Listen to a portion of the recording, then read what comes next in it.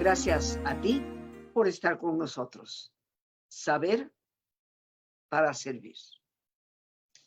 Y el día de hoy, mis queridos amigos, en que me he tomado la libertad de autoinvitarme, quiero compartir con ustedes un tema que pues siempre resulta en ocasiones un poco doloroso, sobre todo para algunas personas. Hemos titulado al programa ¿Por qué se repiten las historias? Con signos de interrogación, obviamente. Porque estoy segura que tanto tú como yo en muchas ocasiones nos hemos llegado a preguntar ¿por qué las historias se repiten? No estamos hablando tan solo de la historia en términos generales, de cómo la historia de hace 200, 100, 50 años atrás parece que se vuelve a repetir a un nivel global, regional o nacional. Estoy hablando de las historias que se repiten dentro de la misma persona, dentro de todos y cada uno de nosotros.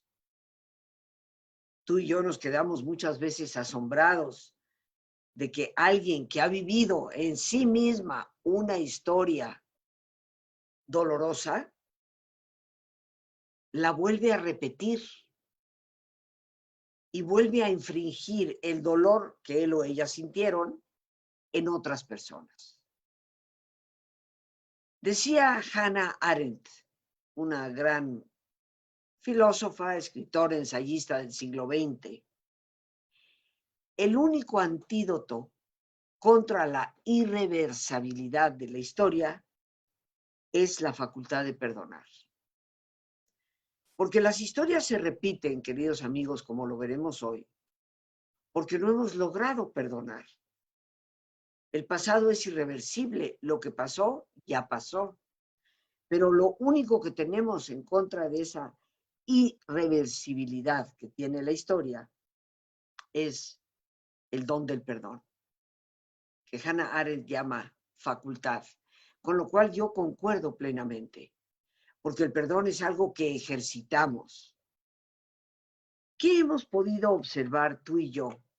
A veces en nuestra experiencia tristemente directa, a veces a través de la experiencia de terceras personas, que pueden ser algunos familiares o tal vez algunos amigos, o experiencias que no de forma directa hemos conocido, pero que sabemos por terceros o a través de lo que es la lectura y ni qué decir lo que hoy el cine nos proyecta muchas veces en la pantalla. Y hemos observado, entre todas esas posibilidades de experiencia, a personas abusando de otros de una forma lastimosa. Y voy a usar tal vez de los peores y más dolorosos ejemplos, que es el abuso sobre los menores, sobre los niños, las niñas. A todos parece repugnarnos este acto, porque yo en lo personal creo que es totalmente repugnable. Pero ¿qué sucede cuando la investigación, la observación, nos dice que un altísimo porcentaje de esas personas que abusan sobre los menores fueron ellos mismos personas abusadas?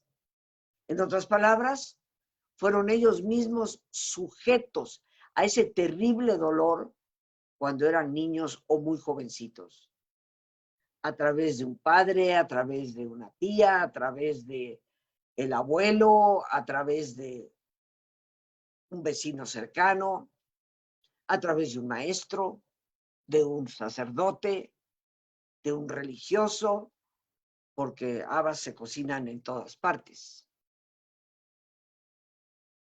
¿Qué sucede cuando averiguamos y podemos reconocer desde el punto de vista de la investigación clínica que esas personas, más del 80%, sufrieron en carne propia lo que están infringiendo ahora a veces a sus propios hijos? Pues concedo que para cualquiera de nosotros, persona normal, explicar esto no es fácil. Porque automáticamente pensamos, ¿cómo puedes tú, que has padecido el terrible dolor de un abuso, infringirlo ahora a personas tan cercanas, a las que indudablemente en algunos otros aspectos, por supuesto que amas? ¿De dónde podemos sacar una explicación que tenga sentido a esta repetición de ciclos? Y antes de concretar en el caso específico de lo que hoy hablamos, sí voy a tomar como modelo la historia del mundo. Todas las guerras, queridos amigos, son el resultado de un rencor acendrado y sobre todo de un anhelo de venganza que parece que nunca se acaba. Si nosotros hacemos un estudio histórico de las diferentes guerras que ha tenido que enfrentar la humanidad, nos daremos cuenta que siempre vienen como consecuencia de que lo que me hiciste a mí, ahora te lo quiero hacer yo a ti. Sin tomar en consideración que ese hacértelo a ti muchas veces ya no es ni lo que tú me hiciste, ni eres tú quien me lo hizo. Estamos reclamando una especie de venganza absurda sobre personas que nada tuvieron que ver con los eventos. Así podemos ver, y lo voy a citar tal vez como un ejemplo muy claro, en el siglo XIX, por ahí del año 1853, existió una guerra en Europa llamada la Guerra Franco-Prusiana. Francia y Prusia, lo que hoy conocemos como Alemania. Siempre un pleito casado entre las dos naciones para pelearse dos territorios, Alsacia y Lorena. Y resulta que a veces pasa a ser parte de uno, a veces pasaba a ser parte del otro, pero el hecho es que esa guerra dejó muchísimo estrago. Los alemanes, pues de alguna forma u otra, guardaron un rencor. Pero calcula tú el cambio generacional de 1853 a 1914. Para Alemania fue muy fácil entrar en la Primera Guerra Mundial cuando el heredero del trono de Austria fue asesinado en la ciudad de Sarajevo. Era el heredero de Francisco José y la famosa emperatriz Elizabeth, conocida como Sisi. Francisco José, hermano de Maximiliano, que aquí le dimos cranky. Pues bien, resulta que de ese 1853 a 1914, Austria le declara la guerra a los países Balcanes y Alemania ve una estupenda oportunidad de apoyar a Austria sabiendo las consecuencias que eso traería, entre ellos una nueva guerra con Francia, para desquitarse. Y aparece la Primera Guerra Mundial. Y estoy hablando tan solo de guerras muy conocidas por todos. Y escasamente 20 años después de que termina la Primera Guerra Mundial, un hombre profundamente resentido, rencoroso, llamado Adolfo Hitler, quiere vengarse por el Tratado de Versalles, que él sentía estaba aniquilando las posibilidades de crecimiento de Alemania. Así que con ese rencor se lanza a sus primeras tropelías, la invasión de Austria, la invasión de Checoslovaquia, hasta finalmente en septiembre de 1939 desatar la Segunda Guerra con su invasión a Polonia. Historias de rencores acumulados. Tú me hiciste, ahora te la voy a devolver. Pero claro, tú y yo podemos entender a un extraño que me ha hecho daño, se la voy a pegar con ese afán de venganza. Pero ¿qué pasa, queridos amigos, cuando esa historia, ese resumen de cómo las naciones se pelean a través de venganzas anheladas, ¿Qué pasa cuando aterrizamos eso al núcleo familiar? ¿Qué pasa cuando no te puedes realmente desquitar con quien te lo hizo? Y no hay tanta brecha generacional. ¿Qué pasa cuando fue tu tío o un familiar muy cercano el que te abusó? Y pues con el adulto, tú como niño, no puedes realmente desquitarte. ¿Qué pasa peor aún cuando tú expresas lo que te está sucediendo a tus padres y ni siquiera te creen? Toda esa rabia, toda esa cólera queda atrapada en el interior. Una herida que por lo tanto va a permanecer abierta. Y tú y yo no comprendemos cómo ese niño que crece para convertirse en un adulto, habiendo tenido tan grande dolor, puede, como ya lo dije hace unos momentos, infringir más de lo mismo a sus propios hijos o a sus sobrinos. Pero resulta, queridos amigos, que eso que tú y yo no comprendemos se debe exclusivamente a un proceso interno. Si yo le echo la culpa a los alemanes porque me invadieron mi tierra francesa, pues me voy contra ellos. Pero cuando no me puedo ir en contra de él que me hizo daño, ¿a quién busco? Pues tristemente al que no pueda defenderse. La pregunta que nos tendríamos que hacer es, ¿qué hace que se repita la historia? A pesar de la terrible experiencia de dolor que ha vivido el que está repitiendo esa historia, el agresor, podríamos llamarlo. ¿Qué es lo que hace que una historia así se repita? Y mis queridos amigos, la única respuesta que tenemos es que mientras no perdonemos, seguimos atrapados en una herida que parece sangrar cada vez más. Así pues, hemos descubierto, encontrado, desde la investigación y la experiencia clínica, que esas personas que por supuesto tienen que ser sometidas a las consecuencias de la ley, son sin embargo personas sumamente lastimadas, personas que padecieron efectivamente en carne propia el problema y que ahora es en los pequeños, incapaces de responderles la agresión, en quienes se están vengando.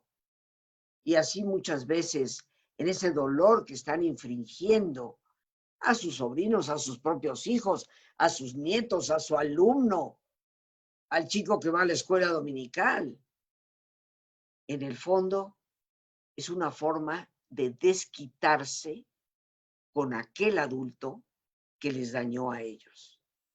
Sí, yo sé que para ti, para mí, es una visión muy retorcida, y lo es.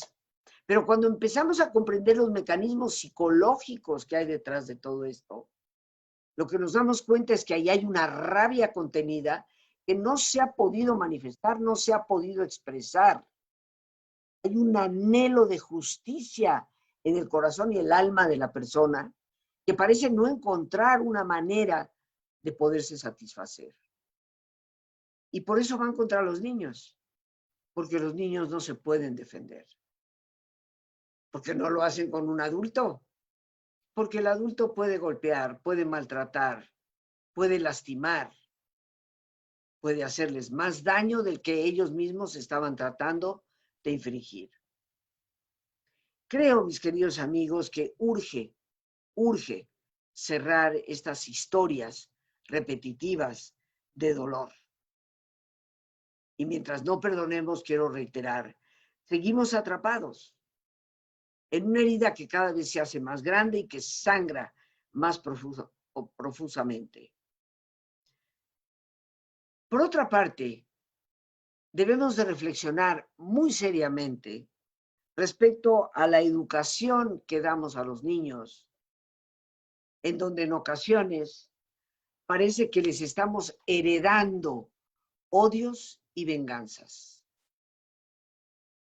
Me consta y sé de personas que en su lecho de muerte le piden a sus hijos que tomen la bandera de la venganza, a veces contra un familiar. Y así, hija mía, hijo mío, yo me muero, pero me tendrás que prometer que cobrarás venganza y harás que tu tío o tu abuela o quien sea pague lo que ha hecho. Qué herencia tan terriblemente devastadora. Hay ocasiones en que llegamos a esos extremos y hay ocasiones en que sin llegar a esos extremos estamos transmitiendo constantemente a nuestros menores nuestros propios odios, nuestros propios rencores, sin darnos cuenta de lo que esto puede significar para ellos, porque en muchas ocasiones, por un concepto, creo yo, equivocado de lealtad, van a tratar de, lo pongo entre comillas, reparar el daño. Pero, queridos amigos, las venganzas nunca reparan el daño. Las venganzas simplemente incrementan la furia, incrementan el anhelo de volverse a vengar. Y como se ha dicho tantas veces, si nos vamos al ojo por ojo, pues terminaremos todos absolutamente ciegos, sin ojo ninguno. Tengamos cuidado con la forma en que nosotros transferimos a nuestros seres más queridos, que estoy segura son nuestros propios hijos, este tipo de mensajes. Y tengamos cuidado y sobre todo conciencia para reflexionar si no estoy yo repitiendo un patrón. Salgamos pues del abuso y entremos simplemente al maltrato. Cuando en mi experiencia de consulta he tenido personas que se quejan amargamente de una madre que les maltrató, de una madre que lejos de ser esa figura materna de protección, cariño, ternura, fue una imagen terrible de golpes, de desprecio, de descuido, de abandono. Tristemente, muchas de esas personas, cuando aprenden cuál es la verdadera historia detrás de su propia madre, casi invariablemente encuentran que esa mamá también fue maltratada cuando fue niña, por una madre que nunca fue cariñosa, que nunca le expresó la ternura que esperamos de mamá, y ahora repite el patrón. Entonces, pues me disculpan que haya yo empezado con el patrón que tal vez ha sido más estudiado, que es el abuso sexual sobre los menores, pero siempre repetimos patrones. Y cuando nos preguntamos, ¿por qué mi papá será así? ¿O por qué mi mamá será así? Tendríamos que detenernos para darnos cuenta que han quedado atrapados en su propio dolor. Estoy absolutamente convencida que todas esas personas que agreden, abusan, lastiman, son personas con un inmenso dolor en su propio corazón. Y como decía Hannah Arendt, el único antídoto que tenemos en contra de eso es la capacidad de perdonar. Mientras no perdonemos, estamos corriendo el riesgo de repetir un patrón, a veces de manera muy inconsciente, y de seguir lastimando a otras personas que, como se dice coloquialmente, no tienen ni siquiera vela en ese entierro. Ocasiones en que ni nosotros mismos nos damos cuenta de qué manera es que estamos repitiendo una historia, considerando que lo que hacemos es lo que debe hacerse y que es perfectamente normal. El perdón es lo único que nos libera. Y de esto vamos a seguir hablando. Pero ¿qué te parece si nos detenemos y hacemos un alto para darnos un espacio de relajación y poder reflexionar? Así que, como es nuestra costumbre, te pido que te pongas cómodo y si te es posible hacer el alto completo, el alto total, pues qué mejor que cerrar tus ojos. Y en una posición cómoda con tus ojos cerrados, toma conciencia de tu respiración, del entrar y el salir del aire en tu cuerpo.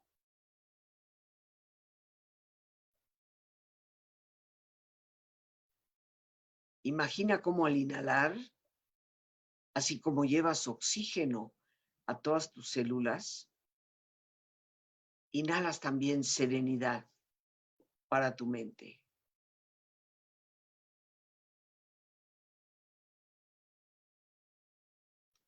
Al exhalar, así como tu cuerpo se libera de toxinas, imagina cómo en ese aire que sale también te liberas de todas las presiones y todas las tensiones.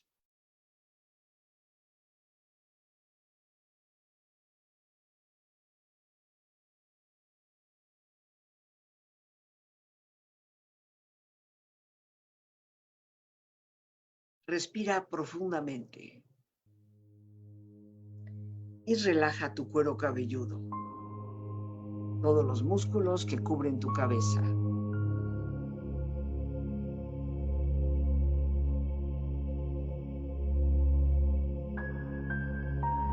Relaja tu frente, siente la piel, la vibración de la piel que cubre tu frente.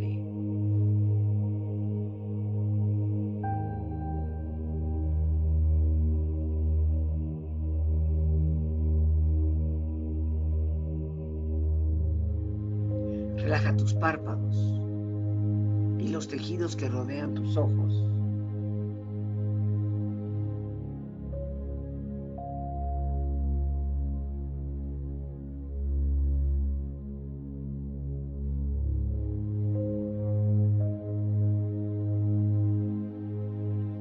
Relaja tus mejillas, toda la piel que cubre tu cara.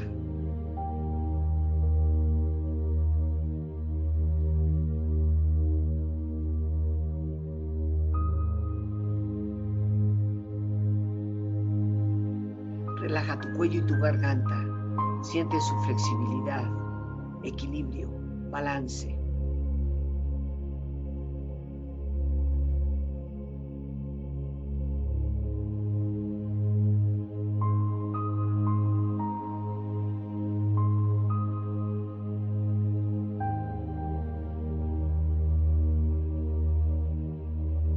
Relaja tus hombros, brazos y manos, así como tu espalda. Siente una agradable sensación que relaja todos los músculos en estas partes de tu cuerpo.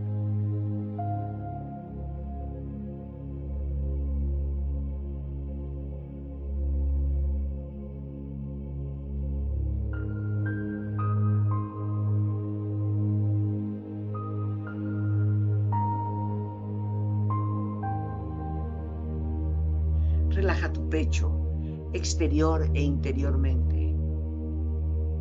Relajando todos los músculos, imaginando a todos tus órganos internos funcionar rítmica y saludablemente.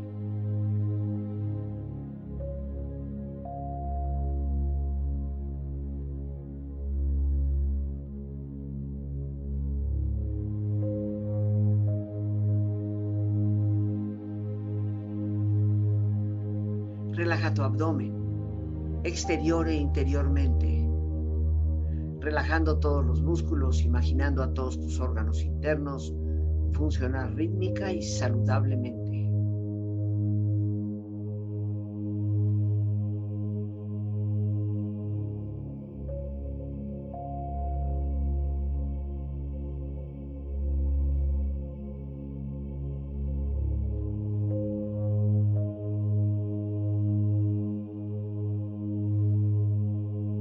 Relaja tus muslos, tus rodillas. Siente la piel, la vibración de la piel que cubre estas partes de tu cuerpo.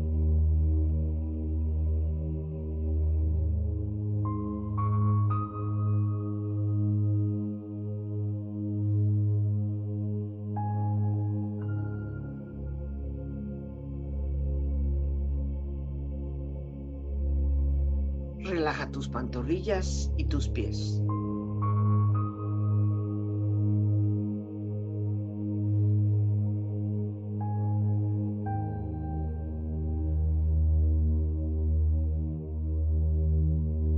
Y con tu cuerpo profundamente relajado, proyecta en tu mente la imagen de un lugar ideal para el descanso.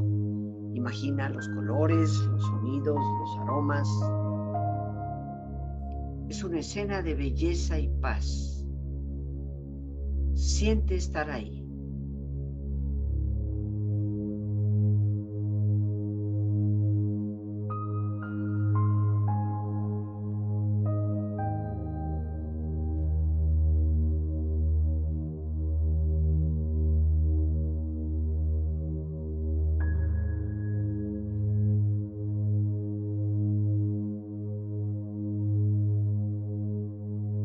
Con tu cuerpo relajado, tu mente serena, reflexiona. El perdón no es excusar el comportamiento del ofensor. El perdón es abandonar el resentimiento y contemplar al otro como un ser humano a pesar de lo que ha hecho.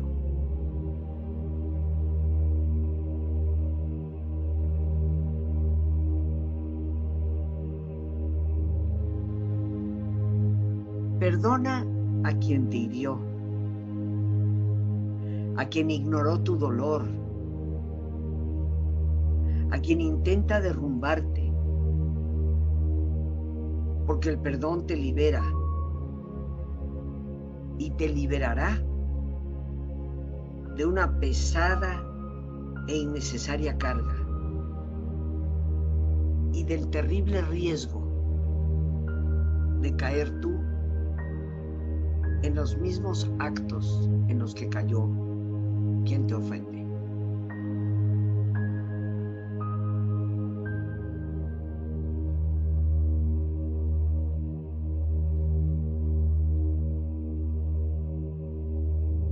El perdón no puede cambiar el pasado,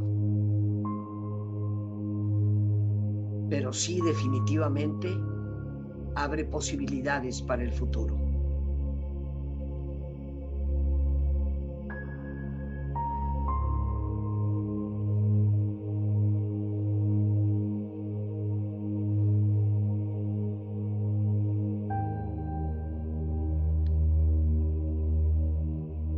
Respira profundamente. Relájate bien.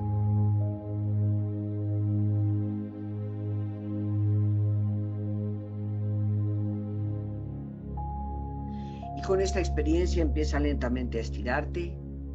Brazos, manos, piernas y pies. Moviendo tu cuello, bostezando si lo deseas.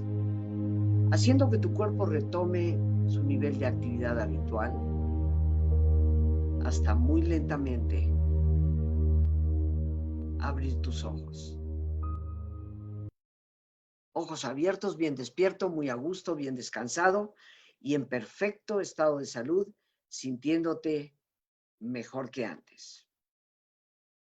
Y ya, amigos, totalmente despiertos y descansados, hoy quisiera invitarte, porque el próximo lunes 24 de este mes de agosto estaré iniciando el taller El Poder del Perdón. Un taller que va a ir desde el lunes 24 al miércoles 26 y jueves 27, 3 sesiones, 3 reuniones, de 7 de la tarde a 9 de la noche, los 3 días, con temas de máxima importancia. Hoy, viviendo la situación que estamos viviendo, nos damos cuenta cómo en tanto conflicto familiar que se ha suscitado, siempre aparece un hilito que parece jalar del pasado. Es que ya no te acuerdas cuando tú hiciste esto. Es que yo recuerdo cuando me dijiste tal otra cosa. Y en el fondo, esos rencores, resentimientos guardados y resguardados en nuestro propio interior se convierten en leña segura para el fuego de futuros conflictos. Este taller lo que pretende es darte herramientas prácticas. Este taller nos aclarará qué es y qué no es el perdón.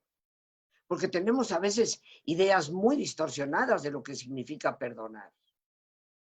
Como decíamos hace unos momentos en una de las frases que tuve el gusto de compartir con ustedes en esta reflexión, el perdón no es excusar, no es liberar, justificar lo que una persona ha hecho y que está mal. El perdón significa abandonar ese resentimiento que significa en su propia palabra el estar sintiendo una y otra vez el dolor, la cólera y un anhelo frustrado de venganza.